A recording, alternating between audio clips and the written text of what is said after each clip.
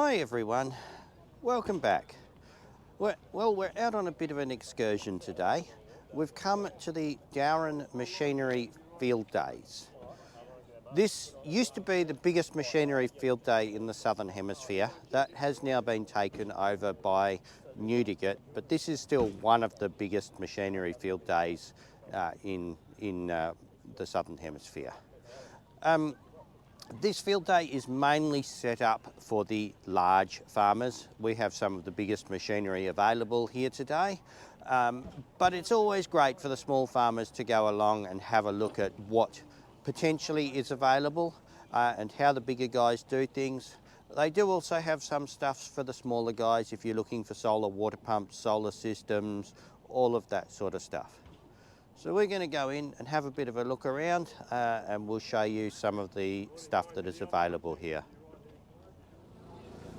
We're not going to get round to everything in one day today, but just to give you a quick idea, we're just inside the front gate.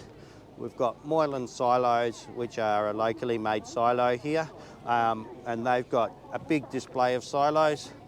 We've got West Coast poly tanks here with their stand and display.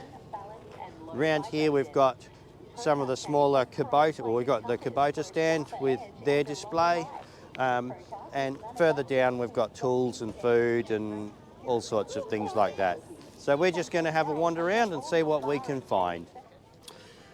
Here we have a very nice cedar bar called Seed Storm, made by Duraquip. This is a really nicely made unit. It's 18 metres wide. I'm not sure what spacings it's on. Massive heavy piece of equipment. I'm not quite sure what the price on this is, but there's also a lot of maintenance to do when you start using machinery like this. Made really nicely though.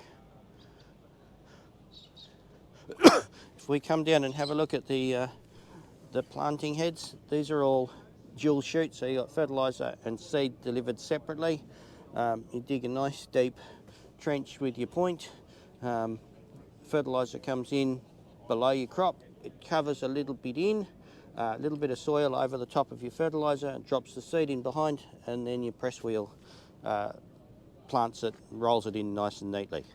You've got a hydraulic ram on each one of these that puts downward pressure on your press wheels and stuff, and you can control that separately. Well, you can control the whole lot of them together, but you can change how much pressure on your press wheels for your planting and how deep your seed ends up going. Lovely bit of gear. Nice heavy duty machine if you've got that many acres. Good heavy hitch on the back for to tow your seed and super bin on. Nice heavy arrangement to hold your wheels. Good flotation on it, so nice big wide tyres, so it'll float through your wet ground a bit better. Really nice machine, but also a lot of money. You've got to be covering some acres to have anything like this. Here we have a Conquest Stubble Master. This allows you to get away from burning, and I would love something like this. You drag it over your crop. These are rollers, they turn. You've got these blades that just basically mulch your stubble up, knock it over, cut it up into little sections, and help mulch it into the ground. This one is I think he said 12 metres wide.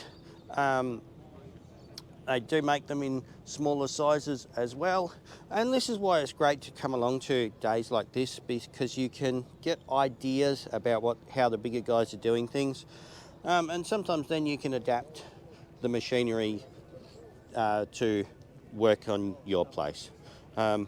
This is a fairly simple concept the way they do this. This one also folds up for transport, so these two wings on either side fold back. These wheels swivel around, which means you can pull it down the road without it being too far oversized.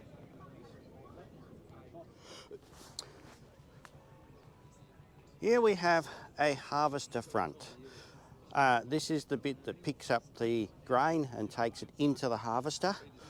This one is 60 feet wide. The one I'm currently using is 30 foot wide, so half this width. This one is really nicely made. So it's got the knives here that cut the crop, and the reeler here that transports it back onto this belt here. This is a conveyor belt that takes it up to the middle, but it also has these pipes and this big air manifold up the top here, which help to blow all of the crop in and stop it falling off the front. This is particularly good with lupins and stuff like this. Comes with a really nice heavy duty trailer with toolbox up the front, big ute sized toolbox up the front. And I believe this one you can actually articulate along the belt a little bit. I'm not sure if it's this one. One of the ones on the market, you can actually articulate the comb up and down in different spots to follow the contour of your land if you don't have dead flat paddocks. And you can get this for just $260,000. Here we have a Class Lexian harvester. It's a bit bigger than the little Class Super Automatic that we've got on the farm, which is the only class I've ever used. Our neighbour's got one of these. They are a really high capacity machine and they cover the acres really quickly. It's only got a 40-foot front on, but they move fast through the ground, over the ground. If we come around the side here, these ones also have tracks on them. These machines are really heavy, and by the time you get a grain bin full of grain, some of these hold, I think, 15 tonnes in the box. I'm not sure what this particular one holds. You've got an awful lot of weight on your axles and a lot of ground compaction happening. So by putting the tracks on, they spread the weight over a much bigger area on your paddock, and it helps with ground compaction. This side is the simpler side for the mechanism, but you can see here, I think this is for your drum up front here. You've got a couple of vary speeds here. These work by, they've usually got a hydraulic ram in one of the pulleys, and the pulley will spread and or get closer together, and that changes how far your belt sits down in your pulley and changes your speed on it. If we poke our head in the back here, we can see just how big the screens are on it. This is where it separates the grain from the chaff and allows the grain to drop down through this frogmouth sieve here. It's got a huge surface area on it, and that's part of what gives you your capacity on these machines.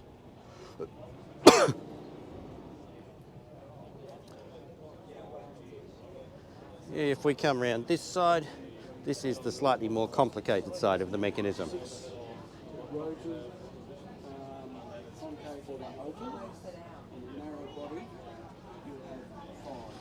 Yeah, if we head up the steps into the cab,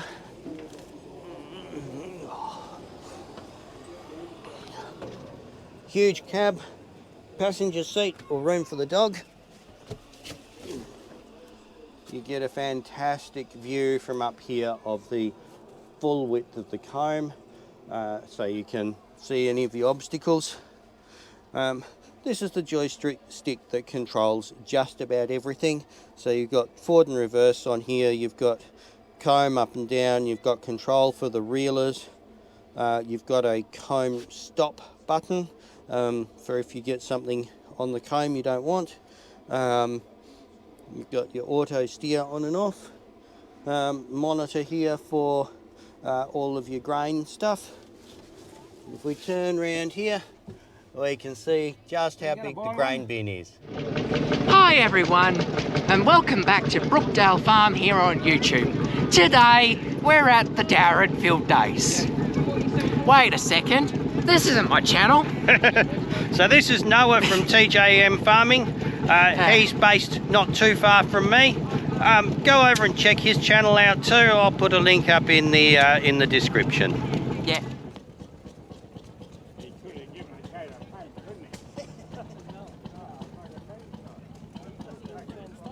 Here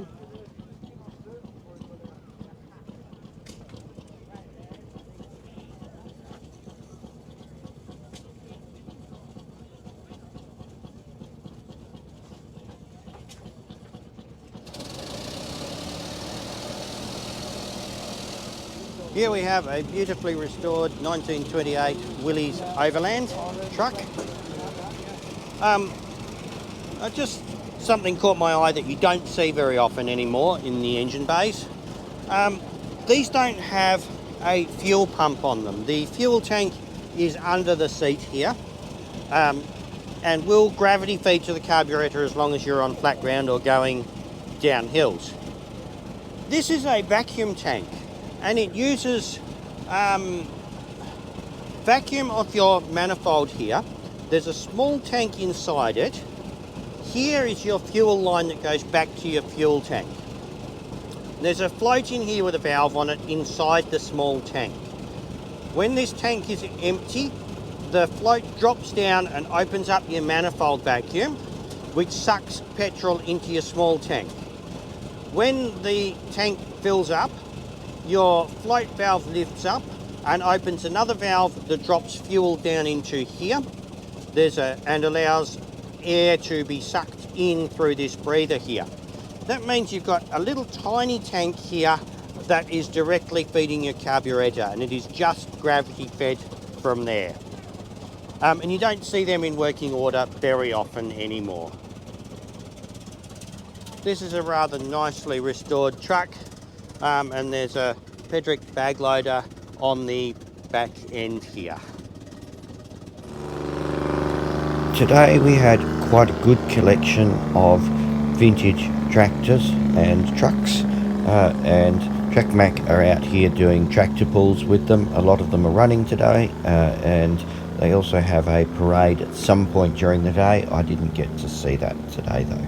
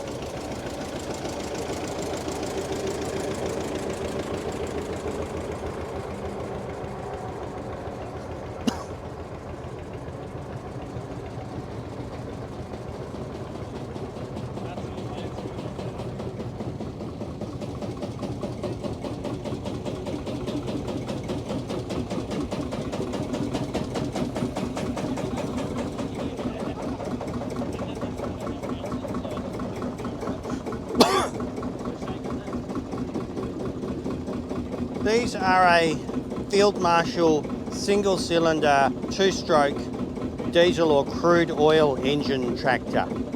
And these are quite unusual tractors. We don't have a lot of them here in Western Australia. They're more common over in South Australia and other parts of Australia. These were really quite upmarket tractors of their era. They've got quite an unusual starting procedure on these. If we just pop over to this one here, there's a plug on the front here. This one's running a bit slow, it's just stopped. There's a plug on the front here that you unscrew, and you put a paper in that's soaked in, I think, saltpeter, and you light this and blow it out so it's just smoking away. And that gives you a little bit of preheat on there. You then have to turn the engine over to a certain point, and there's your pointer there. That lines up with an arrow on your flywheel somewhere. There's a decompression unit here. Now, you can crank start these, but they had a massive long crank handle that you needed 2 people to turn. This on the side of the flywheel here is actually a screw thread. You lift that up, lift the decompression up and put it in here, and as you turn it, it works its way off the end of the thread, and when it drops back in, that gives you 5 or 6 turns to get your speed up.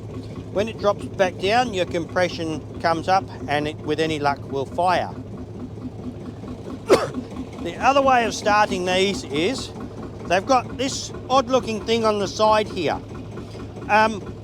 You unscrew that and you put a shotgun cartridge in there. Now they look like a standard shotgun cartridge, but they do not have any lead shot in them. You do not want to fire your lead shot into the engine. Put the cartridge in, screw it back up and hit this bit with a hammer. That gives you enough of an explosion to spin the engine over and for them to hopefully start. The cartridges were reasonably expensive, so they would only start these tractors once a day, and they sit here idling for the rest of the day. When you stop for lunch or anything like that, they would leave them just sitting idling. Here's a couple of the cartridges. They look just like an ordinary shotgun cartridge, except that they don't have any lead shot in them. Wheatbelt draft horses put on a fantastic display with their beautiful horse Betty running the Horseworks, which is a horse-operated machine that turns a single horsepower into a rotating shaft movement to drive other machinery, such as their little grain roller mill that you can see them operating here.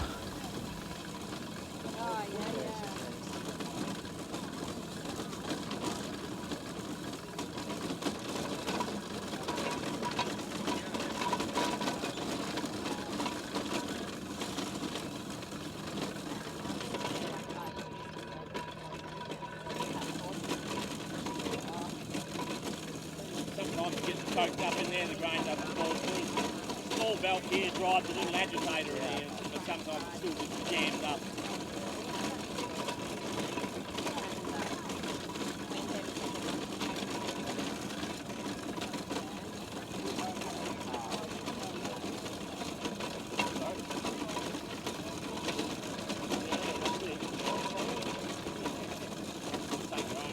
Look at her big nail on the front of her boot. When she comes back around, she's got enormous nails. This is the Morris display with all of their air seeder carts. These are big air seeder carts, much bigger than many of the ones used locally around here.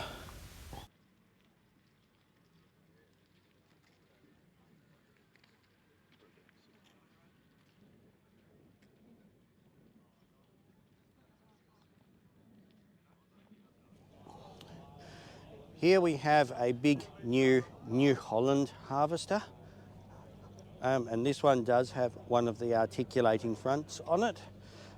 This front looks like it's about the same size as that other one we were looking at, but you can see how much of a curve you can get in it. This end's sitting on a big block of wood, and we're pretty much on the ground by the middle and all the way along this side of it. This one also has the reel broken into sections to allow the articulation. So you've got the reel separated here. Lots of moving parts in these, but with a front this big, you really do need the articulation. Otherwise, you need very, very level paddocks.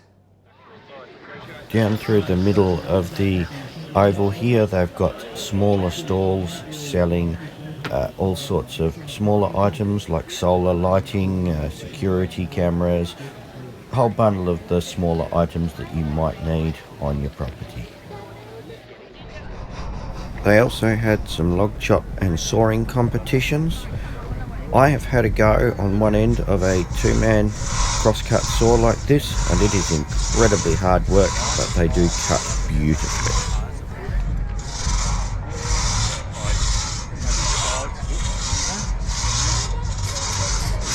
Alright, so since Ethan's got a full-sized racing saw and Daniel's only using what we call a work saw, they're going to have a bit of a difference in the size of logs they cut. Hopefully they finish at a real close time, but we'll see.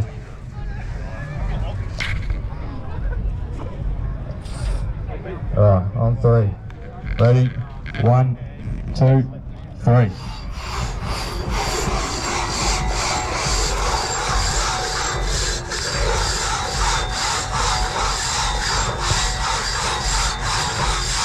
So looking fairly even at the moment.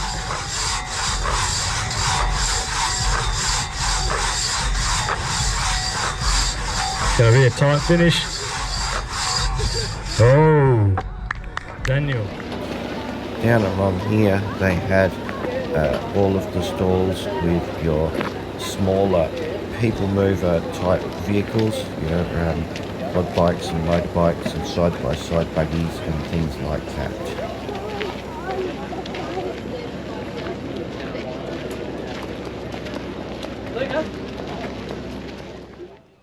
One of the pieces of technology that's really going to change agriculture over the next few years is drone technology.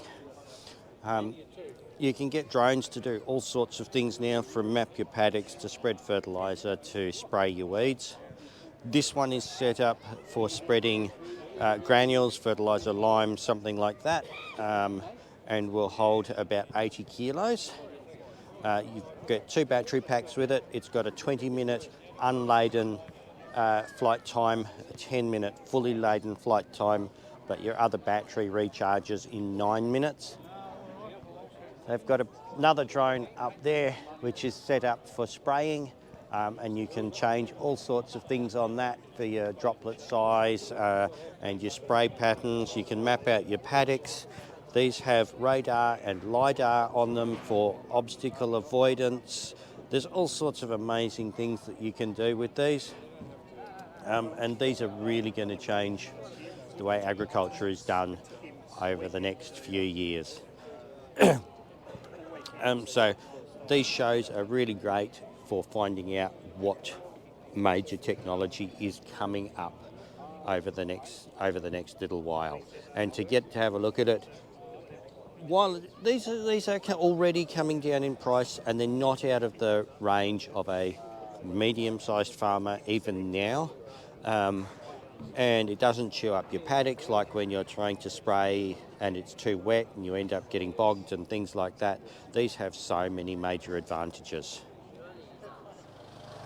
They also have some amazing off-grid solar setups that you can scale to pretty much whatever size you might want.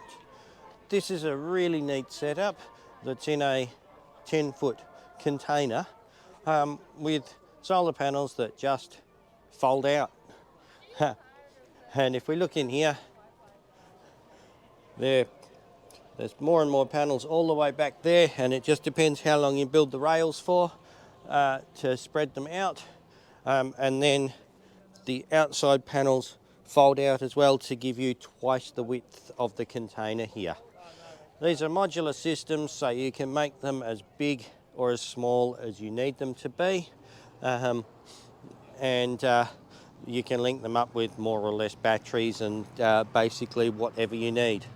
I don't imagine these setups are cheap, but they'd also be pretty bulletproof. The container is pretty heavy duty, it's not going to blow away. The mounting rails and everything all look pretty heavy duty on this as well. And if you only need it for a short time somewhere, you can pack it up and move it again really easily if you've got a stock camp or something that's moving every couple of months and you need power, or a mining camp.